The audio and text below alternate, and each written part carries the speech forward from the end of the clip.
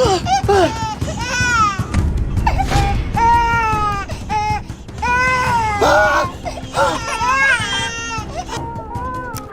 Oxygen mask will drop. Place the mask over the baby's head, like so.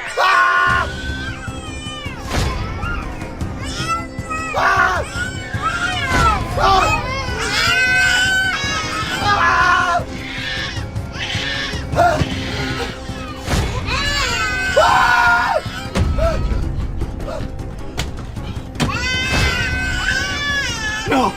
No! No! No! Welcome to Dallas. We have now landed.